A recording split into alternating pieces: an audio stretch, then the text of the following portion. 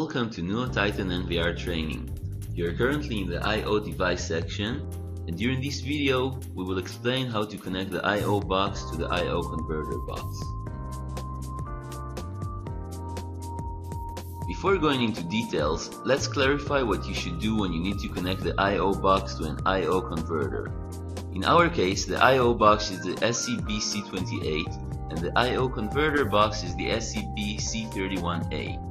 So you need to connect the data plus to the TX plus port and the data minus to the TX minus port, as you can see here. To start the I/O settings, you need to find out the IP address of the C31A converter box using the SCB-C31A search tool that you can download from the NUUO website at this address. After that, install the application named Setup, then open SCB Manager. This application will assist you to find the I/O converter. Select the right I/O converter box. For us, it is the SCB-C31A. Then double-click on it. A window will pop up. In this window, check the I/O converter box IP address. Check also the serial port and ensure that the serial port mode is RS485H. Then click on Update. Then another window will pop up and ask you if you want to restart the device before new settings take effect. Click on Yes and your device will restart. Wait a few seconds. Afterwards, download from the NUUO website the SCB-C31A config tool and run it to find the I/O box. Enter the IP address, check for the right port, and verify the starting address is on 0. Click on Scan to find the I/O box. Here we need to find the C28 I/O box. When the application finds it, click on Stop. Now let's move on to the address or ID of the I/O box.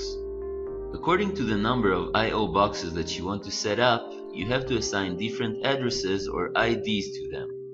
Since the I/O converter box, the C31A, can connect up to 256 I/O devices, you can give a number between 0 and 255. If you are using the number 0, you don't need to click on Update Device and you can finish the settings. But with other numbers, for instance 1, you have to click on Update Device. Then a window will pop up to inform you about the success of the update. So click on OK to finish the connection. Now you've managed to change the address or ID of the I/O box. To illustrate the explanations, here is a scenario. An emergency security event happens in an office building. The manager's secretary immediately presses the emergency button, which sends an RS485 signal to a C26 I/O box, and then the signal is converted to TCP/IP via the C31 converter, then transmitted to the Titan NVR via the router. With proper settings, Titan NVR responds to the signal, sending a TCP/IP signal back to the C31A, which in turn converts the TCP/IP signal back to the RS485 signals, which use the output device to lock down the main exit. For further information on I/O devices, please visit the NUUO website at www.nuuo.com.